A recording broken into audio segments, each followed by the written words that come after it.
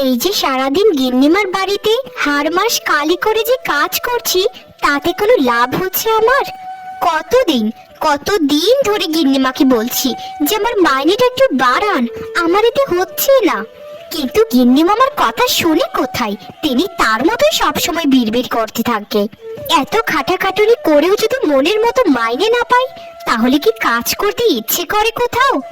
আমার কথা কথাই, এই মাসে যদি গিন্নিমা মাইনেটা না বাড়িয়ে দিয়েছেন তো আমি কাজ ছেড়ে দিয়ে চলে যাব। আমার কাজের অভাব নেই, এখানে পড়ে পড়ে কাজ করে আমার কোনো লাভই নেই। বাহ বাহ বাহ বাহ বাহ, মেয়ে তো খুব ভালোই। তা চম্পা, তোর কি এখন কাজে আসার সময় হয়েছে? এটা ঘড়ির দিকে তাকিয়ে দেখ তো কয়টা বাজে। তা আমি খাবই বা কখন, আর ওষুধটা খাবই বা কখন? তুই দিন দিন বড্ড অলস হয়ে যাচ্ছিস রে, সেটা তো আমি খেয়াল করছি। তোকে কতবার করে বলেছি যে ঘরে ঢুকে আগে রান্নাঘরে গিয়ে কাজগুলো করে তারপর বাড়ির অন্য সব কাজ করবি। শুনুন গিন্নিমা, আমি আমার মতো করে এখানে কাজ করব। যদি আপনার কথায় আমার চলা লাগে, আমি কাজ ছেড়ে দিয়ে চলে যাব। আর কত বলবো আপনাকে যে আমার মাইনেটা একটু বাড়ান, আমার হচ্ছে না এতে। কিন্তু আপনি আমাকে পাত্তা দিচ্ছেনই না। যখন আমার মাইনে বাড়াবেন তখন আপনার কথা মতো কাজ করব, না হলে আমি যেভাবে কাজ করব সেভাবেই আপনাকে মানিয়ে চলতে হবে। বাবা চম্পা, তুই তো ভালোই মুখে মুখে তর্ক করা শিখেছিস। শোন, আমার কাছে যাই চাস তাই দেব, কিন্তু তোর মাইনে আমি বাড়াবো না। আমি যেটা একবার বলি সেটাই করি। আপনার সাথে মুখে মুখে তর্ক করতে আমার কি ভালো লাগছে গিন্নিমা, কিন্তু কি করব, আমি যে নিয়মে বাঁধা। আমার মাইনেটা যদি না বাড়িয়ে দেয় তাহলে খুব খারাপ হবে আমার সাথে। তুই যাই বলিস না কেন রে চম্পা, তোকে আমি এবারে ছেড়ে যেতে দিলে তো তুই যাবি না। কি জানিস তোকে কত ভালোবাসি, তাও তুই আমার সাথে সবসময় বক বক করিস।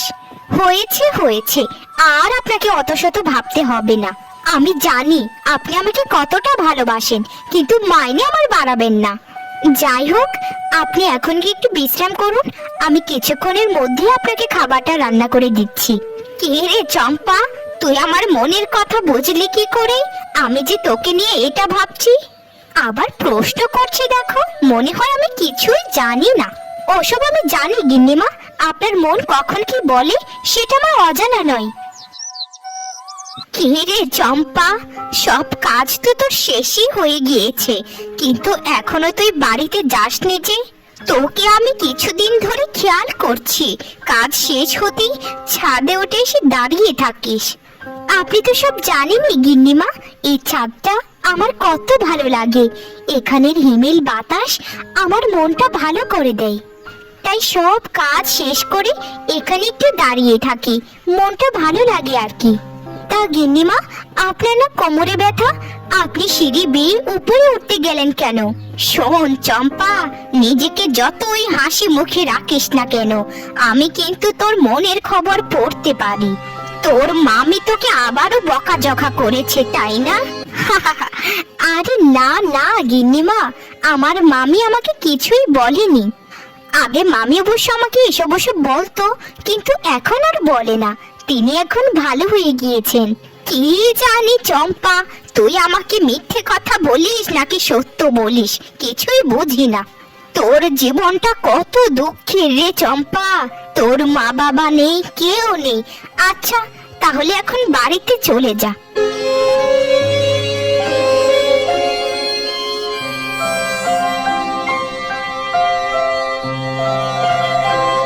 বাবা বাবা বাবা, মেয়ের তো দেখা যায় সাহস দিন দিন বেড়েই চলেছে।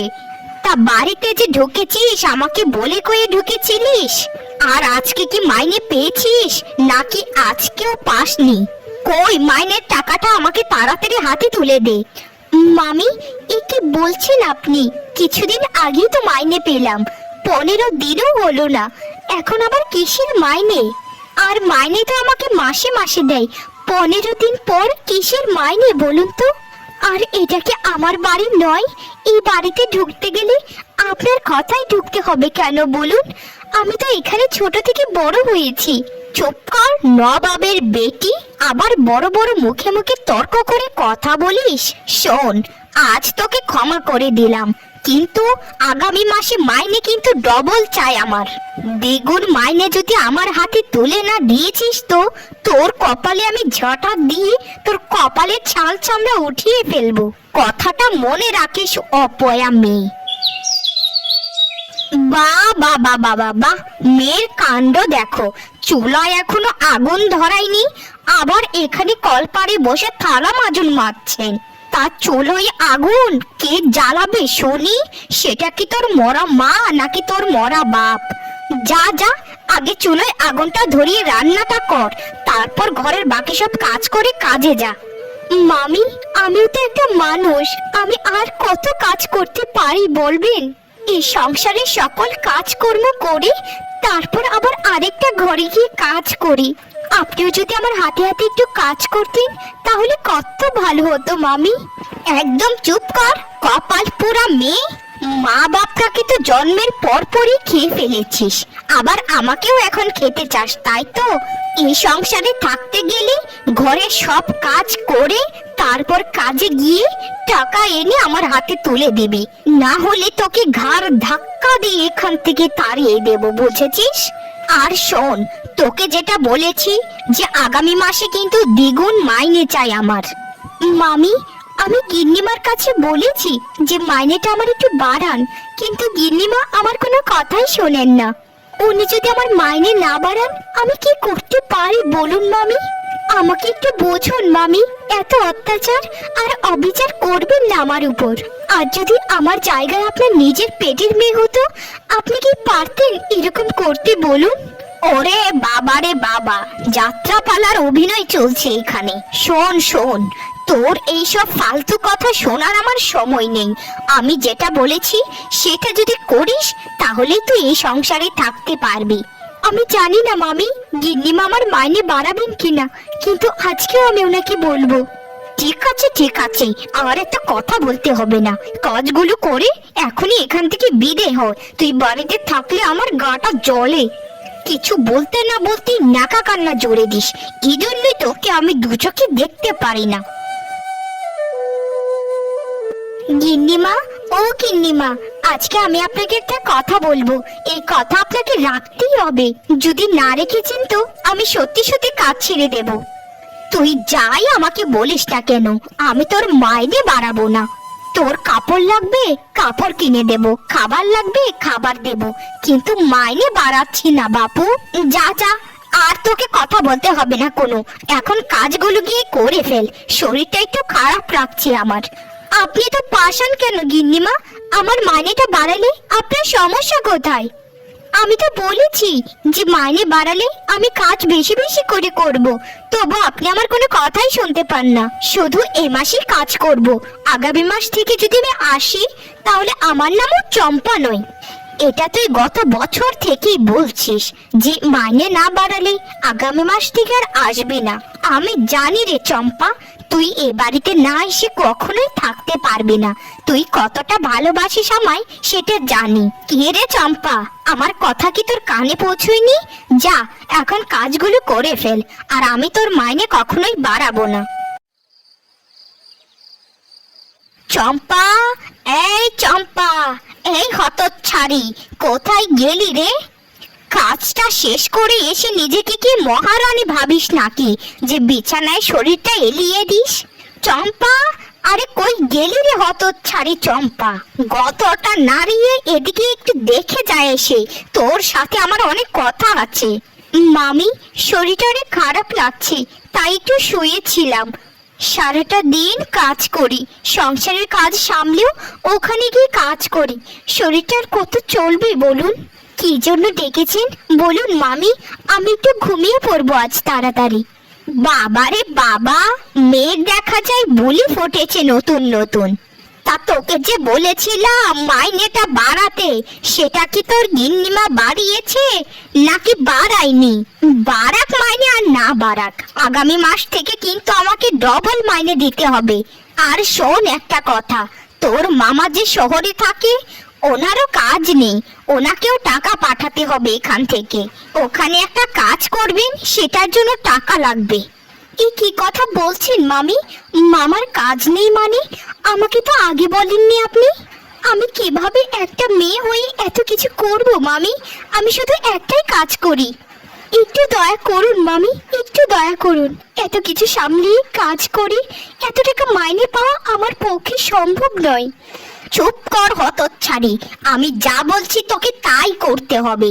তুই আগামী মাসে আমাকে ডবল মাইনে দিবি, ব্যাস। এখন এখান থেকে চলে যা। আর শোন, আমার রাতের খাবারটা দিয়ে যা। ছোটবেলায় তোকে তোর মা বাপ রেখে তো অক্কা পেলো, এখন আমরা তোকে লালন পালন যখন করে বড় করেছি, তোর একটা দায়িত্ব আছে না আমাদের উপর, সেই দায়িত্বটাই পালন কর। শুধু শুধু ন্যাকা কান্না করবি না, ঠিক আছে? ঠিক আছে মামি, আমি বুঝতে পেরেছি আপনার কথা। আমি কাল সকালেই গিন্নিমাকে বলবো, বেশি হলে পায়ে ধরে বলবো যে আমার মাইনেটা বাড়াতে। আরে চম্পা, তুই চলে এসেছিস? তোর অপেক্ষায় করছিলাম। এ কি শুনছি আমি? কেন গিন্নিমা আমার জন্য অপেক্ষা করছেন মানে? কিছু কি বলবেন আমায়? বলবো রে বলবো, আগে তুই আমার সাথে ছাদে চল, তারপর সব ঘটনা আমি খুলে বলছি তোকে। ও মা, গিন্নিমা, এসব কি? এত পিঠা, এত সুন্দর কেক, আমি তো জীবনেও এরকম খাবার কোনোদিন চোখে দেখিনি। আজকে কি আপনাদের এখানে কোনো নেমন্তন্ন আছে নাকি কারো অনুষ্ঠান? আমাকে বলুন গিন্নিমা। যদি আজ কারো নেমন্তন্ন থাকে তাহলে আমি নিচে গিয়ে তাড়াতাড়ি কাজগুলো সেরে ফেলি। আজকে আর তোকে কাজ করতে হবে না রে, তুই ওখানে গিয়ে বস, তারপর তোকে সবকিছু আমি খুলে বলছি। চম্পা রে, আজকে তোর জন্মদিন, অনেক অনেক শুভেচ্ছা জন্মদিনের। এই সব কিছুই তোর জন্য। তোর পছন্দের জায়গাটাই আমি নির্বাচন করেছি তোর জন্মদিনটা পালন করব বলে। এখন সবকিছু খেয়ে নে মা, তোর জন্যই এসব কিছু আমি নিজের হাতে রান্না করেছি। গিন্নিমা, এটা আপনি কিভাবে জানলেন যে আজকে আমার জন্মদিন? আমি তো নিজের চোখকে বিশ্বাস করতে পারছি না যে আপনি আমাকে এতটা ভালোবাসেন। মা বাবার মৃত্যুর পর থেকে আমার জন্মদিন তো দূর থাক, আমার সাথে কেউ ভালো মতো কথাই বলেনি। সেখানে আপনার কাছের লোক হবে, আপনি আমাকে এত ভালোবাসা দিলেন। আপনি সত্যি অসাধারণ, আপনার মতো মানুষ এই পৃথিবীতে হয় না। এই এই, একদম কাঁদবি না বলছি, একদম কাঁদবি না। তোকে কাঁদতে দেখতে আমার একদম ভালো লাগে না রে মা। তুই হাসি খুশি থাক, সেটাই আমি চাই সব সময়। আরে আজ কি হলো? গিন্নিমার কোনো সারা শব্দ নেই। ঘরে গিয়ে দেখি তো আজ কত কাজ আমার। গিন্নিমা, ও গিন্নিমা, আপনার কি হয়েছে বলুন? আমি তো কিছুই বুঝতে পারছি না। আর গিন্নিমার হাতে ওটা কি? ওটা তো একটা চিঠি। চম্পা, আমি তোর গিন্নিমা বলছি।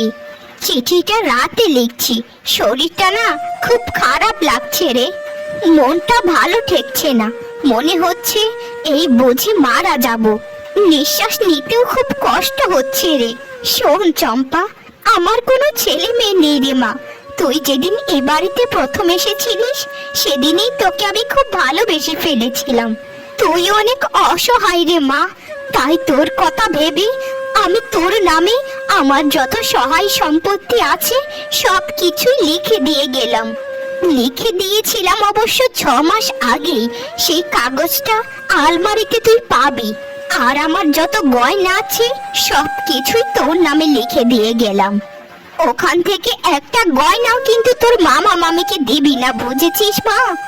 আর শোন রে মা, তুই সব সময় বলতিস না যে তোর মাইনে আমি কেন বাড়াই না? ওটার জন্যই তোর মামা মামি তোকে যা অত্যাচার করে আমি সব কিছুই জানি। মাইনের একটা টাকা তো নিজে খেতে পারিস নি, তাই তোর মাইনেও আমি কোনোদিন বাড়াইনি, তোকে এড়িয়ে গিয়েছি। আমি যদি মারা যাই মা, তুই এ বাড়িতেই থাকবি সারা জীবন। সব সময় ভালো থাকিস রে মা, আমি ওপর থেকে তোকে সব সময় দেখবো। ইতি, তোর গিন্নিমা। কেন গিন্নিমা, কেন? গিন্নিমা।